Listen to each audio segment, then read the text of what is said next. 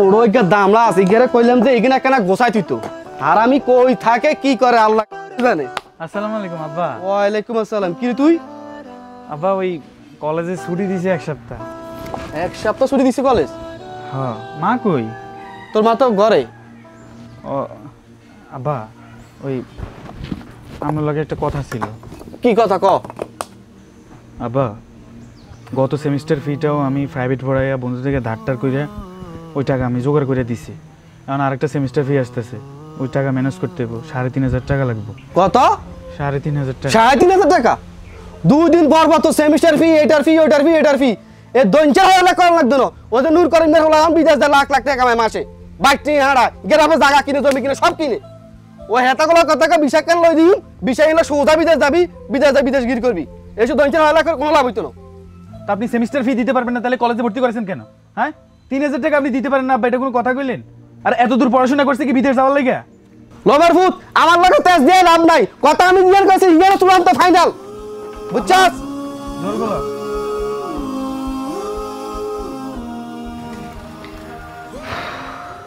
কি আর করবি বন্ধু, তোর পরিবারের কথা চিন্তা করে হইল রাজি হইয়া দা। রাজি হমো মানে? এত দূর পড়াশোনা করছে কি প্রবাসে যাওয়ার লাগা? আমার কত স্বপ্ন ছিল দেশের মাটিতে পড়াশোনা করিয়া ভালো কিছু করবো, কোথাও অফিস আদালতে চাকরি করবো না, হ্যাঁ বিদেশেই যাইতে হইব আমার। শোন রিপাত, তুই পরিবারের বড় ছেলে, তোর একটা ছোট ভাই আছে, একটা অবিবাহিত বোন আছে। পরিবারের কথা চিন্তা করে হইল তোর বিদেশ যাওয়াই লাগবে। রাশেদ, শোন রিপাত, চাচার কথাটা মাইনা নে, তোর পরিবারের দিকে তাকাইয়া হইলেও চাচার কথাটা মাইনা নে, যা। ঠিক আছে, জীবনে তো কত কিছু করতে চাইলাম, কিছুই তো হইল না। এবার না হয় পরিবারের জন্য নিজের সব কিছুই স্যাক্রিফাইস করলাম।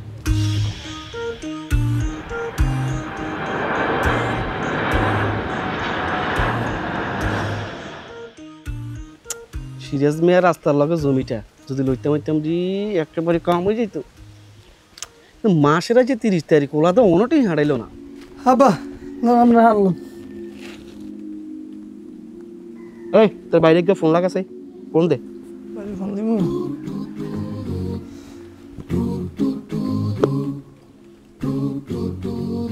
ধর রিং হয়, কথা কর।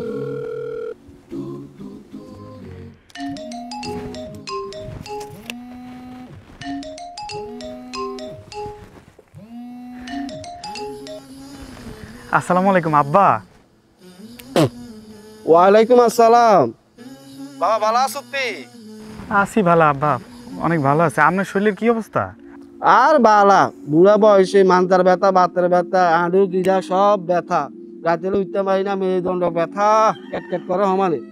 তো কি অবস্থা? আচ্ছা হুন, তো মাসের আজ 30 তারিখ, তুই তো 3 পয়সা অন হারালি না, কি হয়েছে, কি সমস্যা? আব্বা কি আর কমু, আপনি তো জানেন আমি সুডা কাজ করি, এনের কবিলটা ভালো পড়ে নাই। আজকে মাসের 30 তারিখ হয়ে গেছে, এখনো টাকা দেওয়ার কোনো খবর নাই। আপনি আরো 10-12টা দিন ধৈর্য ধরেন, আমি টাকা পাঠিয়ে দেবেন। এতদিন তো আর সংসার চালাইম কেন? 12,000 করা লাগবো না? তোর ভাই করে হওয়ালে আর তোর বোনে করে হওয়ালে আর খরচ, তুই না দিলে কেমনি হইব বাবা?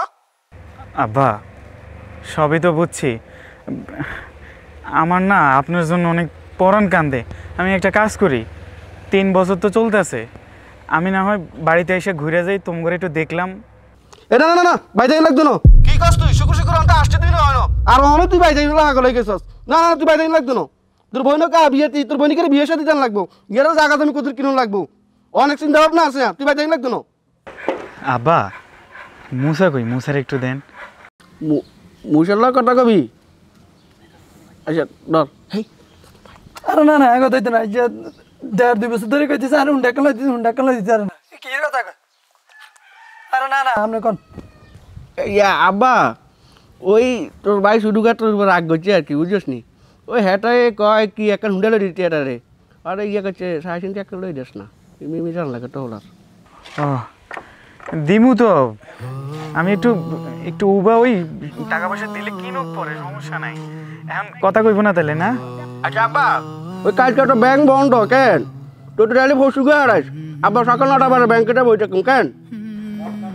আচ্ছা সমস্যা নেই আব্বা, আমি পাঠাই দিবানি। আর আব্বা আমার শরীরটা না আচ্ছা রাখ রাখ রাখ কই তোর খালা ফোন দিছে বুঝছিস নি ও কাইটা দিচ্ছে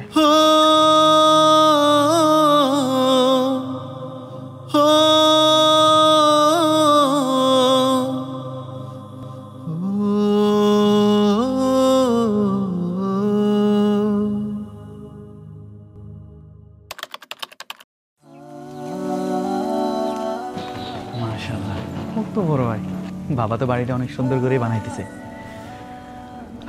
আব্বা কি ব্যাপার বাড়িতে কেউ নাই নাকি আব্বা আরে কই তোমরা এই কে রে এরকম চিল্লাচিল্লি করে সকাল সকাল রিফাত তুই ও আব্বা বাবা তুই কন নাই বলুন নাই আজ তুমি তুই কত নাইছস আব্বা ভাবছি তোমাকে সবাই সারপ্রাইজ দেবো তাই না বলেই চলে আসলাম মুসা কই মুসারা তো দেখতেছি না মুসাকে আমি কি জানি আসো হয়তো ভিতরে কন নাই বলো না একেবারে আজ তুমি যে সামনে হাজির মুসা মুসা আব্বা আব্বা হুন্ডা চাবিটা কই কি রে ভাই তুই হ্যাঁ ছোট তুই ভালো আছস আরে ভালো তাই কেমন কিছু জানাস না হুদে চলে আসতো শোন ভাই এত রাগ করস কা ভাবলাম তোকে সবারই একটু সারপ্রাইজ দিব তাই না বললে চলে আইছি আরে তোর কেউ কইছে সারপ্রাইজ দিতে আর আব্বাকে তোর ফোন করে কইছে বাড়িতে চলে আয় হুট করে বাড়িতে চলে এসেছি আইসে তোমার ভালো কথা আর ইয়ে করছে ওই যাবি কবে আর থাকবি কয়দিন আব্বা মাত্রই তো আইলাম আর এখনও তুমি কইতেছো কয়দিন থাকবো দেখো আব্বা আমি খুব টায়ার্ড আগে ঘরে চলো এই শোন কই যাস তুই কি কইতেছো আব্বা আমি ঘরে ঢুকতে পারবো না মানে তোমরা মজা করতেছ আমি জানি তোমরা রাগ করে রয়েছে আমি কথা দিতেছি আমি নেক্সট টাইম আসার সময় তুমি তারপর দি ছোট বোন এরপরে দি মুসা সবাই মিলে এয়ারপোর্টে যাইবা একটা হাইস ভাড়া করবা হাইস ভাড়া করে তারপর আমরা একসাথে সবাই আমো ঠিক আছে এখন ঘরে চলো এই ঘরে ঢুকিস তুই দাঁড়া কথা কিনে শেষ কর আব্বা আমি ভাবতেছিলাম তোমরা আমার সাথে প্রাণ করতেছ এখন তো দেখতেছি তোমরা সত্যি সত্যি আমার ঘরে ঢুকতে দিতেছ না কাহিনী কি আব্বা কোনো কাহিনী ডেরি নেই তোরা না করছিলাম না আইতি না আর 2টা বছর থাকতি তোর বনিকের অন্তে বিয়ে দিছিনি তোর বাইকের একটা লাইন করছিস নি কইছিস নি তাহলে তুই আসিস কোনো বলা নাই ক নাই আসবি তুই আস একেবারে চোখের সামনে হাজির হয়ে গেলি হ্যাঁ আব্বা আমি তো একসাথে চলে আই নাই আমি তো আবার যাবো জাস্ট 3 মাস থাকা তারপরে চলে যাবো আর সবচেয়ে বড় কথা হয়েছে 7টা বছর ধরে তোমার দেখি না ছোট বোনটারও দেখি না মুসারও দেখি না তাই ভাবলাম একটু ঘুরে যাই আমি তো আবার চলে যাবো তুই একবার সাথী ইসস কেন এই মোবাইল নাই তুই একবার ভিডিও কল দিতি ভিডিও কল একবার সাথী তুই আঙ্গুর সানালা তুই একেবারে দেশে তোর আইতে হইলো হ্যাঁ এখানে আরে বুঝাস তুই আনন্দারি কোনো লাইন পেনেছিস তুই তোর কথা চিন্তা করে বাড়িতে চলে এলি আর কত স্বপ্ন ছিল আই ইউরোপ যাই আর তুই সব নষ্ট করে দিলি মনে আর কি আব্বা ও কি কইতেছে এই আমি তোর বড় ভাই না আর আমি যতদিন বাইচে আছি যতদিন আমার শরীরে রক্ত আছে আর ততদিন তো তোর করে আমিই দেখবো আর তোর ভবিষ্যতের কথা চিন্তা করা লাগবো হ্যাঁ আমি আছি না মানে বোনের বিয়ে নিয়ে তোর টেনশন তোর ইউরোপ নিয়ে তোর টেনশন সংসার নিয়ে টেনশন এত টেনশন হলে গ্রাজুয়েশন কমপ্লিট করে এখনো গাধার মতো বাড়িতে বসে রয়েছিস হ্যাঁ কিছু তো করে খাইতে পারতি নাকি তোর মতন ছেলেরা প্রাইভেট পড়ায়ও সংসার চালায় আর তুই কি করস হ্যাঁ বাইক একটা কিনে দিছি হান্ডাগুলি মারস জায়গায় জায়গায় আর ঘুরস আমি খবর রাখি না আমি খবর রাখি না বড় বড় কথা শিখছস আব্বা চলেন ঘরে চলেন বাবা রিপাত তুই যেরকম আর হলা মুসাও আর হলা আর এই 2 চোখ যেরকম মূল্যবান তোরা দোনো ভাইও ঠিক আর কাছে এরকম মূল্যবান তাই আমি এই বাড়িটা মুসার নামে লিখি দিই আর এই বাড়িটার নামে লিখে দিলে কি হয়েছে বাবার দোয়া সবসময় তোর লগে আছে তুই এরকম আর 10টা বাড়ি কিনতে পারবি আল্লাহ তোরে দিব কি কইতেছেন আব্বা মানে আমার রক্তে ঘোরা এই বাড়ি আমার ভাইয়ের নামে লিখে দিয়েছেন আপনি এটা কি করলেন আব্বা আমি কার জন্য এত কিছু করলাম আমার বয়স হয়েছে না আব্বা 7টা বছর আমি প্রবাসী ছিলাম আপনার মনে আছে যে 3 বছরের সময় একটা নজর আমরা করে সাইবার লেগা আমি কতবার কল করছি আপনি রাজি হন নাই আপনি কইছেন আগে ঘরটা রেডি কর আগে রাস্তার পাশে জায়গাটা কিনে লই তারপর তুই আইস পারছি আইতে আর 60 বছর পর আসার পরে এখন আপনি কইতাছেন আমার ঘর এটা আমার না এখন এটা আমার ভাইর হয়ে গেছে।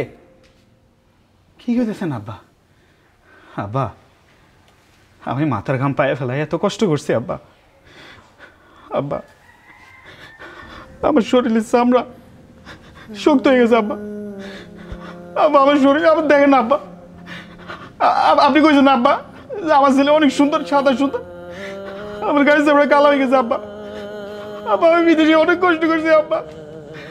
12 ঘন্টা জায়গায় আমি 16 ঘন্টা কাজ করছি আব্বা। মাসে যাতে ভালো কয়েকটা টাকা পাঠাতে পারে, আমার ভাইটা যাতে পড়াশোনা করে মানুষের মতন মানুষ হইতে পারে, আপনার যাতে সুনাম হয় যে অমুকের পোলা লেখাপড়া করে মানুষ হয়েছে। আমি বড় ভাই হিসেবে যাতে আমার একটু সম্মান থাকে, আমার বোনটার যাতে একটা ভালো জায়গায় বিয়ে দিতে পারি। কি হইতেছেন আব্বা? আপনি এই কথা করার আগে আমার জমা করে দিতে পারলেন না আব্বা? আমার এত লাখ টাকার বাড়ি, 70 লাখ টাকা খরচ করে এই বাড়ি বানাইছে, এখনো অনেক কাজ বাকি আছে আব্বা। আর আপনি আমার বাড়িটা ওর নামে লিখে দিছে। আপনি কি পাষাণ?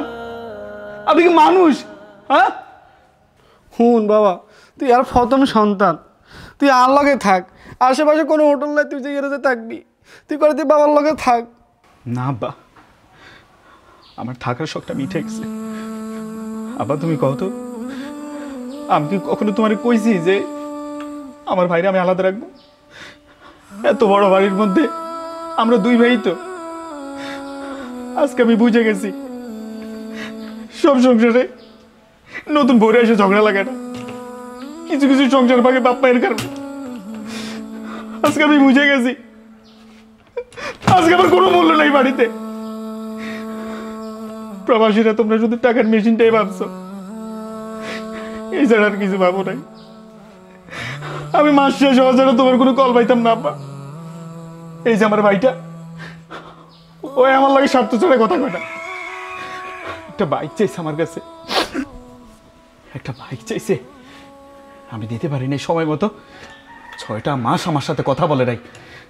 আর যখন বাইক দিছি তখন ভাই ভাই করিয়া তুলু তুলু করিয়া পুরো গ্রাম ভরা ফেলছে।